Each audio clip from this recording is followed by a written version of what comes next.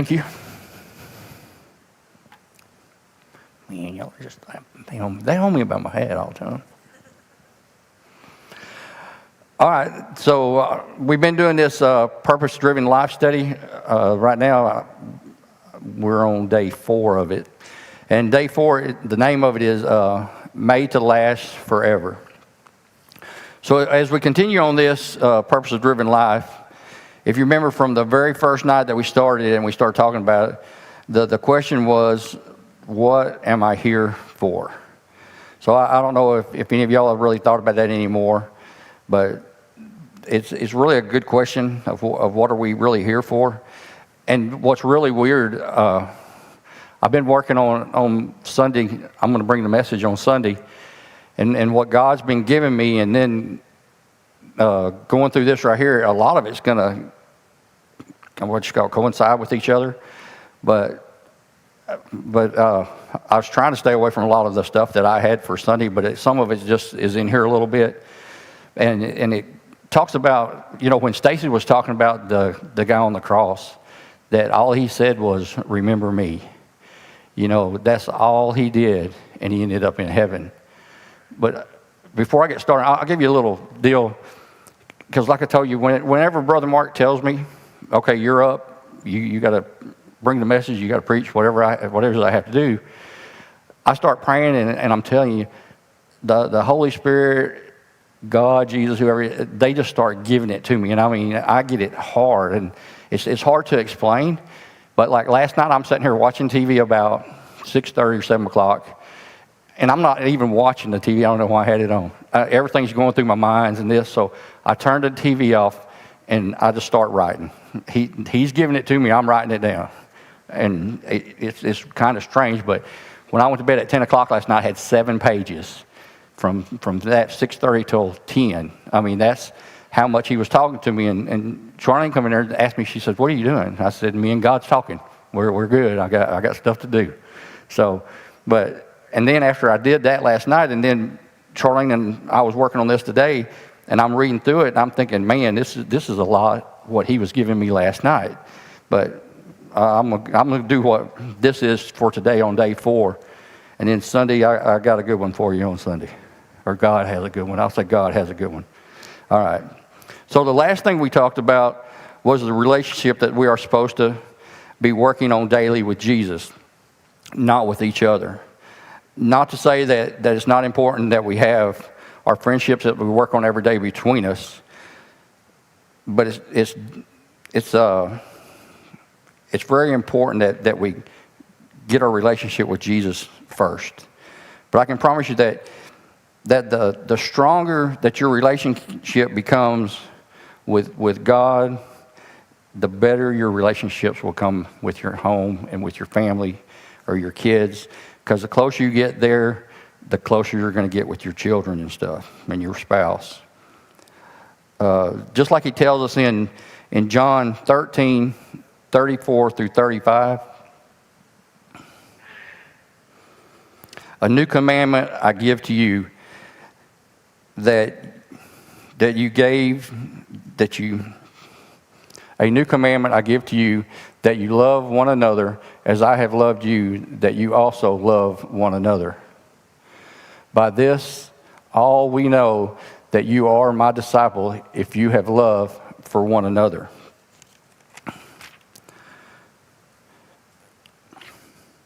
So, the love that we show for one another is very important. And it goes back to, just like with me and Charlene, she's getting on to me about this a while ago, about driving out here, these cars going slow or not getting out of the way. And this is one of the things that we get our rage in our cars. That's one thing that for me, that's a hard thing for me, because I want in my left lane, I want to go, get out of my way. And that's one of the things, just slowing down, just remember, you don't know what that person in front of you, their issues are. And I could have been behind somebody that was having a hard time seeing or whatever, but I'm wanting to go. I was wanting to go. And then another one, this is one that the other night, we were sitting here talking, and Charlene asked me a question, and I guess I was a little short with her, and I give her my answer, and she didn't like my answer, so she came back at me again, and I give her my answer again. So we had a little dispute there going on, but again, it's working on those relationships and understanding each other, but we work it out now, so we're talking again today, so we're back going again, so that was good. But it's just like it says right here in verse 35. I can promise you by the things that we do, that you know that you are one of his disciples, that you have love for one another. And that's what it's all about. You know, love is the main thing that Jesus teaches us, that we need to show for one another. Because a true relationship, time spent with Jesus, if you're reading in the Word and stuff, it will improve us by providing a foundation and a love for forgiveness and passion that we'll have for one another. Jesus' example of humility and gentleness should encourage us as a true believer to act with patience and understanding. Because there's nowhere in the Bible, only place in the Bible that I remember where Jesus got mad was when he went into the temple and he turned over the tables. I don't know, does anybody know another place where he got mad? Or because he had such patience. And you know, every time he talked to everybody, he'd always do a parable or tell a story. And I loved, that was one of the things when I was growing up, because I had a lot of great uncles and stuff around me all the time, and they told hunting stories or fishing stories or moonshine stories or whatever the stories they was telling. But I just loved to sit there and listen because the way they were storytellers. And they could tell a great story. And that's the same thing Jesus told great stories, and he would get you to where he wanted you to be by the time he got to the end of whatever he was trying to tell you. So let's look at Ephesians 4, 1 through 6. I, therefore, the prisoner of the Lord, beseech you to walk worthy of the calling with which you were called, with all the lowliness and gentleness, with the long-suffering, bearing with one another in love, enduring to keep the unity of the Spirit in the bond of peace. There is one body and one Spirit, just as you were called in one hope of your calling. One Lord, one faith, one baptism. One God and Father of all, who is above all and through all and in you all. In verse 1 of this passage, it encourages us as a believer to walk in a manner worthy of the calling to which we have been called to be. And that's just like us out every day, like I was telling you, because usually every day I have on one of the church shirts or my Trail of Christ hat, and you know, everybody's watching you. I mean, if I get here and act like an idiot, and they see me with this shirt on and stuff, and they think, well, what are they teaching out there at Trail of Christ Church? You know, but if I'm doing my best and walking the best that I can in Jesus' steps, and they see me that way, you just never know who is encouraging or anything like that. And it seems that when me and Miss D was talking the other day, if you're wearing these and you're having these conversations with God, and I'll always tell him, you'll hear me when I pray, I always tell him, put somebody in front of me that I need to talk to. If you got somebody for me to talk to, put him in front of me. Well, trust me, if you ask and you start doing it, he's going to put them there. And and this is what I used to be scared when somebody come up to me and say, I used to wear that shirt that said, ask me about Jesus. I'm standing outside a gas station one day, and there's a guy, me and another guy standing here talking, and he's just standing there staring at us, and I didn't know what was wrong with him. I thought, I don't know what. He comes over after me and the guy deal, and he said, okay, he said, tell me about Jesus. That took me so off guard, because I was not ready for that at the gas station here. You know, it was like a Saturday, I think, and then we get to talking. Well, he knew a lot about the Bible. He was just coming to see what I had to say. And then we sat there and we probably talked for 45 minutes about different things about the Bible and this and that. But that taught me a lesson right there. If you're going to wear the shirt, you got to walk the walk.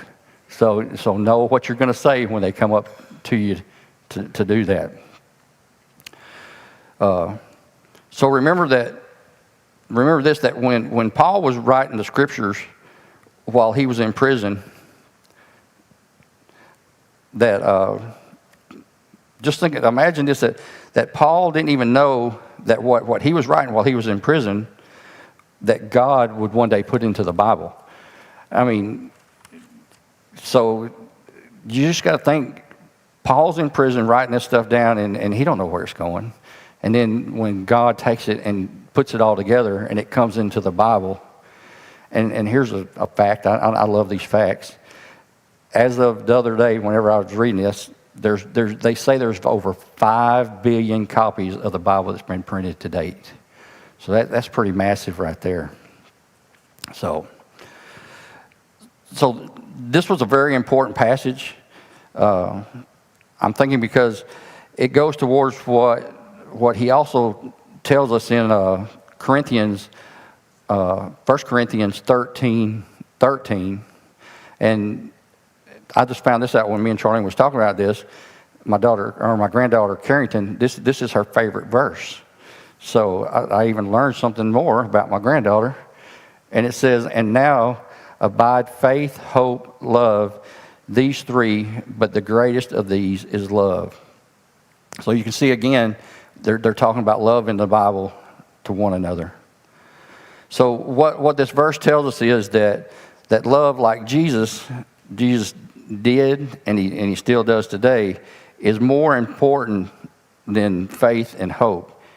He still wants us to have the faith and the hope, but he especially states that love is the greatest and the most essential aspect of a Christian's life is to love one another.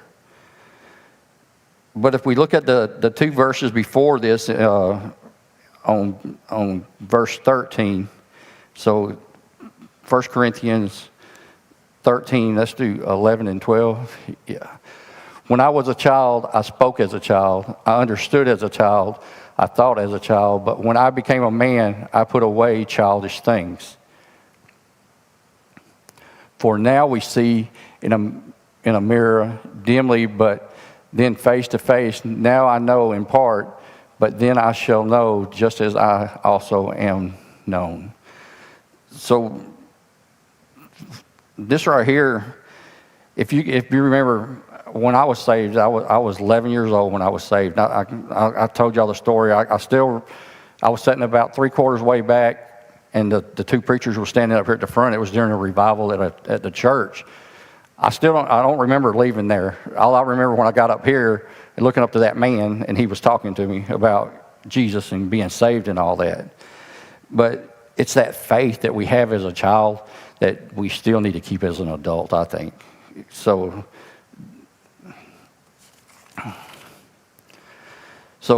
these scriptures are talking about the transition from a spiritual immaturity to maturity as we grow from being a child, as we get older and we start understanding everything and we become more mature. He is using this analogy of a child growing into an adult.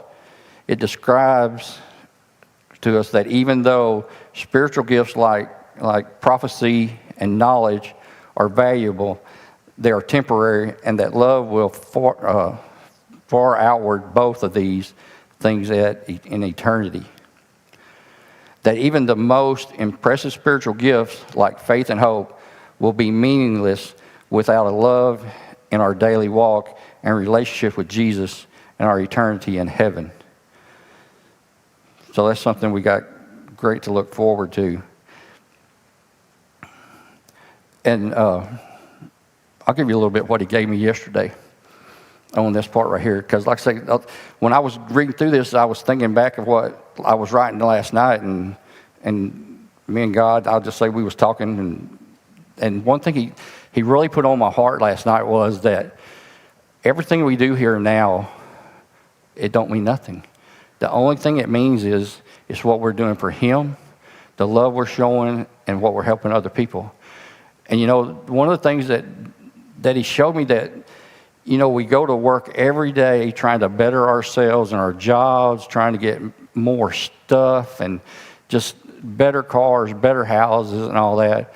But when our day comes, that don't matter. And I can guarantee you, when our time comes or my time comes, and I go, a year from now or 2 years from now, the only people that's going to remember anything about any of that is probably going to be my wife or my kids, and everything else is. All my stuff is probably going to be somebody else's at that point. So all that I work for, what did I really do if I wasn't walking with Jesus or doing what I need to do with Him at that time, and I was just doing the worldly things? So we really need to keep our eyes on the big prize, which is Jesus, and getting to heaven. Because was you able to pull that video up? Are you able to get it?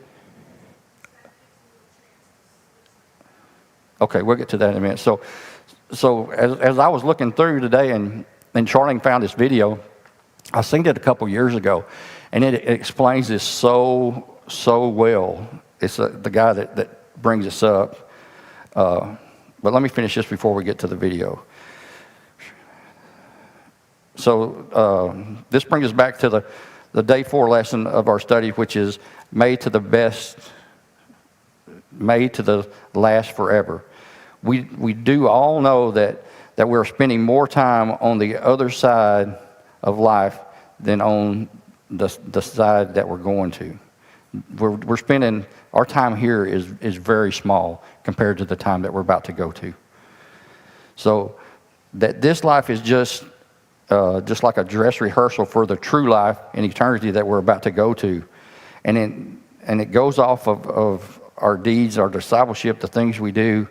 And this life is our destiny of the next. So let's play that. I want y'all to see this video. It's a really good video about this.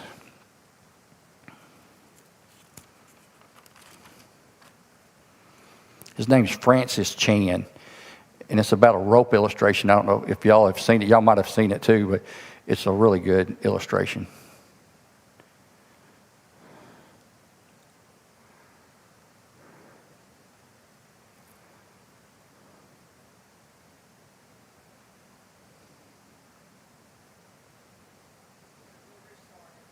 All right.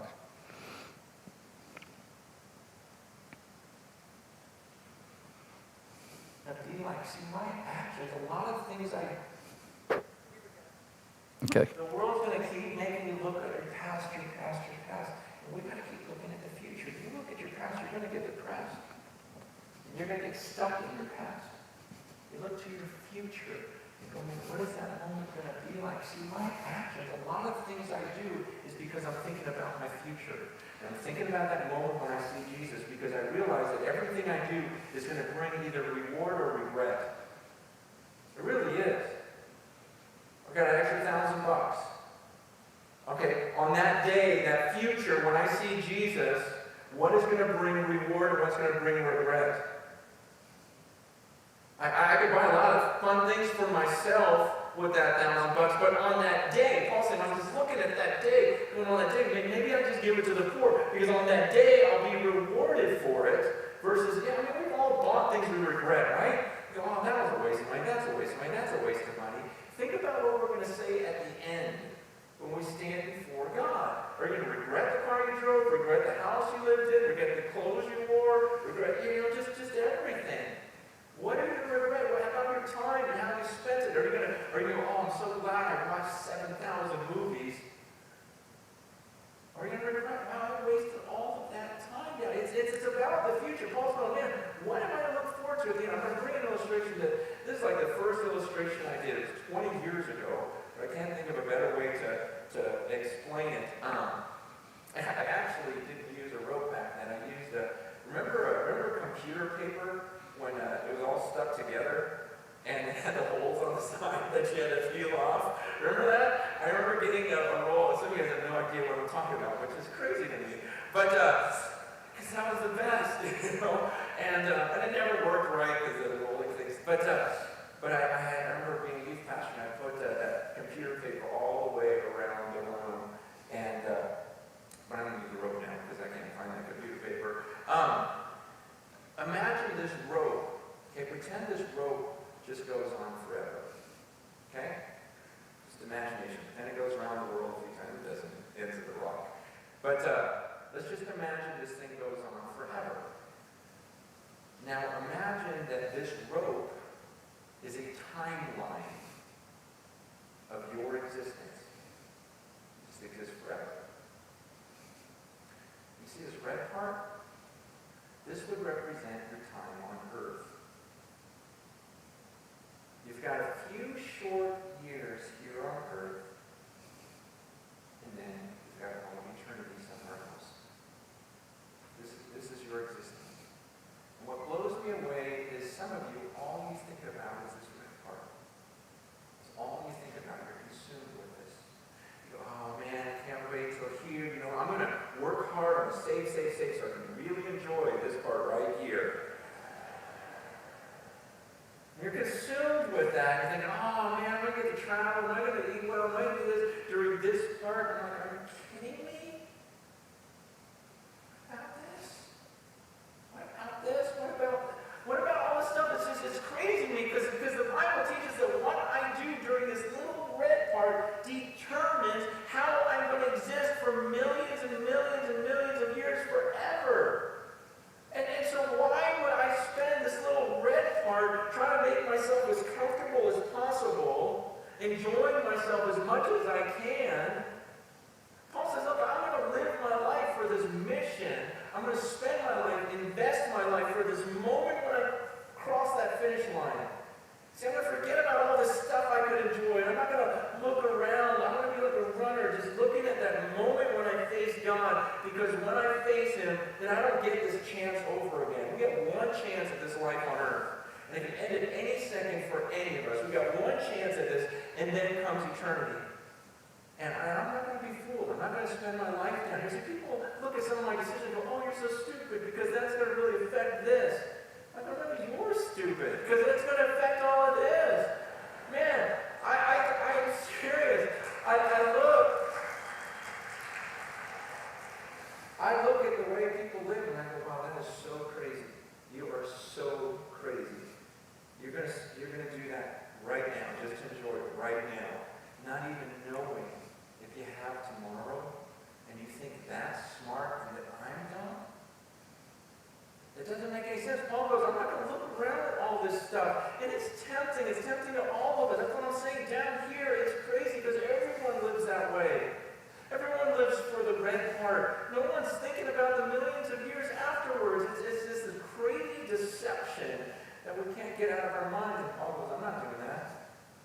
Because I keep my eyes on that. I keep my eyes on that finish line. And I'm going to forget what's behind me. I'm not looking around. I'm straining. Because I'm straining forward. I'm like stretching forward for that mark. I'm going to pass this thing. I'm going to live this out. And I'm going to face Him. I'm going to come before the judges and He's going to hand me that trophy. He goes, I'm going to get it. And I haven't gotten there yet. He goes, you better believe I'm using every muscle, exerting every bit about me because I'm going to pass that line well. Okay.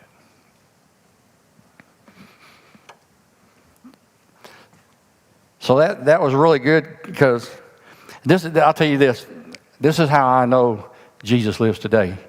He showed me that yesterday. Charlene showed me this today. I mean, I got goosebumps on my arms right now. I mean, that's just proving that God and Jesus lives today. But that was really good what he showed there. Because me and Charlene work on these together. I want to give her the credit too, because I don't do all this by myself on these Wednesday nights, because she helps me a lot because I'm working and doing all my stuff, and she helps me get these together. And we're sitting there talking, and one of the things she says, she's always asking the kids and me, she says, do you think that you scored on that test? How do you think you scored on that test with God today with what you did? She said, did we try to make 100 on our test? Did we try to make a 50 or 30? Did we do our best at what we did today, working with God? So the moral of that is that anything you do, you need to have Jesus in there, and you need to try to do it 100%. So that was pretty much all on day 4. And day 5 starts off as see life from God's view. So the Bible shows us a lot of times that life has a bunch of tests. You know, we're tested constantly every day.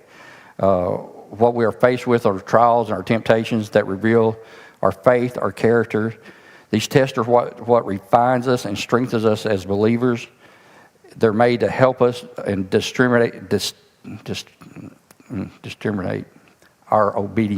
demonstrate our obedience and trust in God.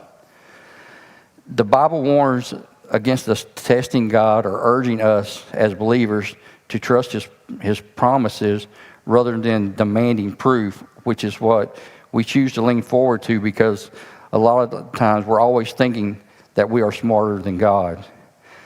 So we're always trying to do things on our own.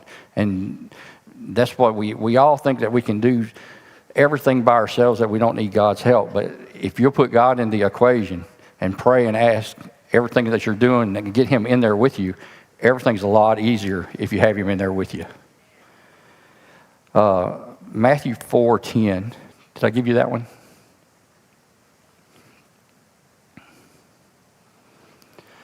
Then Jesus said to him, "Away with you, Satan, for it is written, you shall worship the Lord your God, and Him only you shall serve."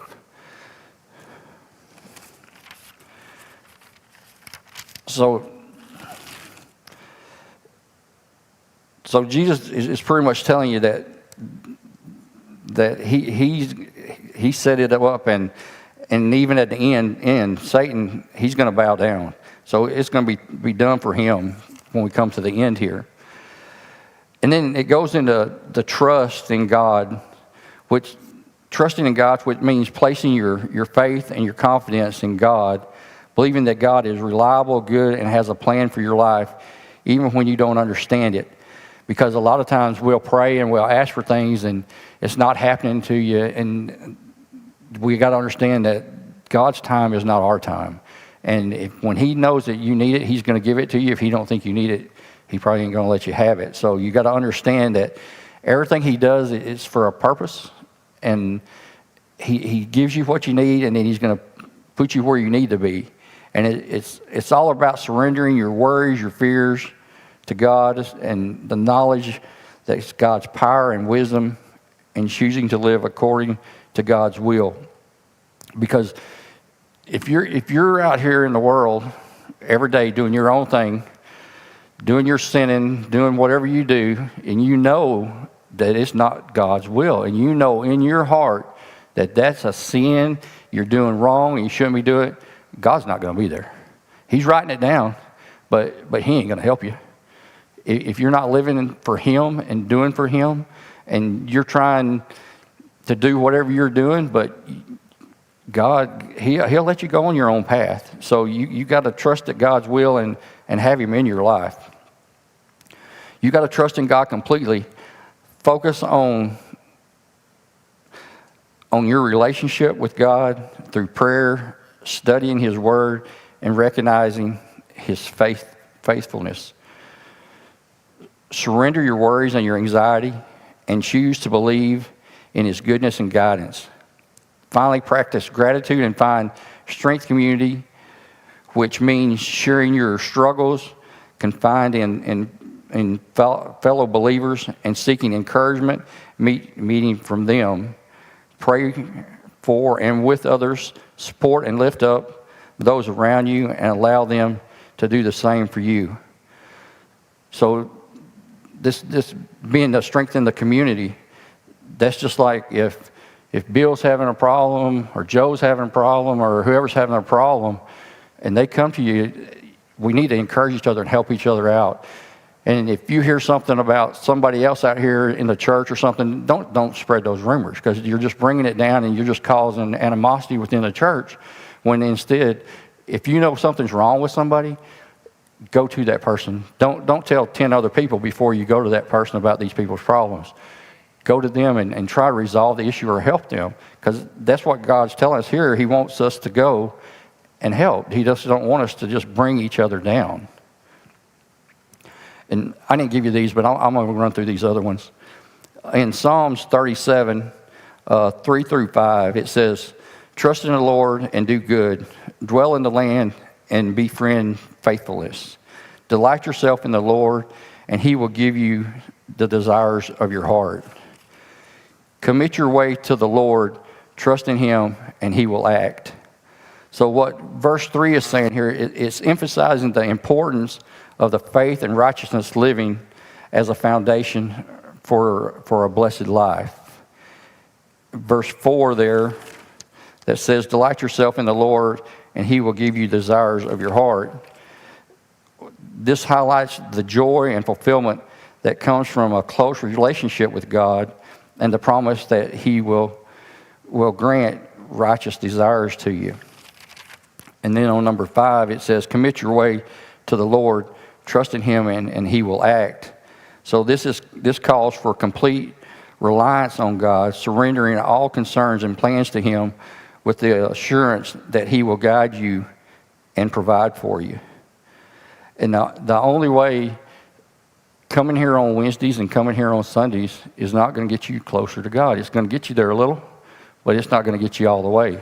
You got to have him there Mondays, you got to have him there Tuesdays, Thursdays, Fridays, Saturdays. Whatever you're doing, you need to put God in your area with you. You just can't.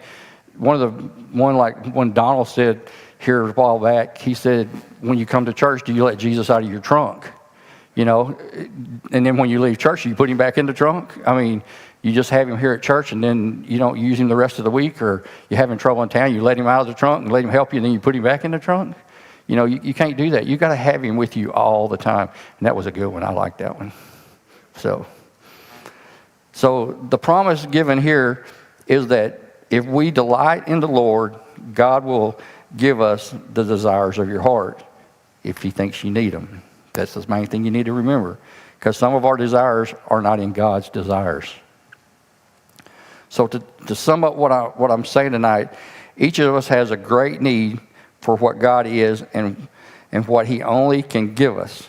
We all need God's love, grace, mercy.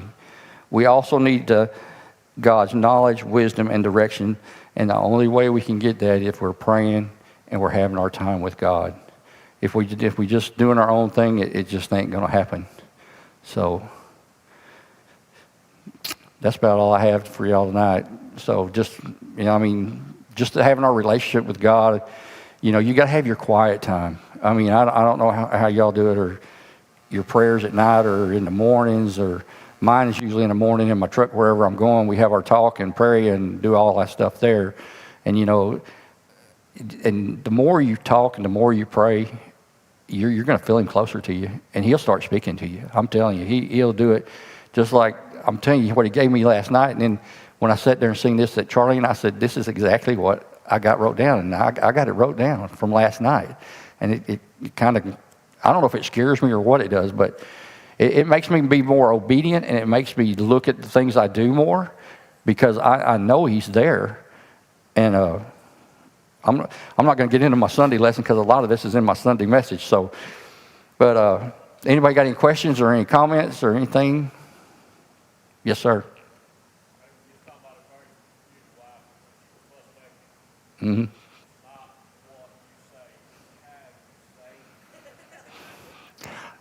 I'm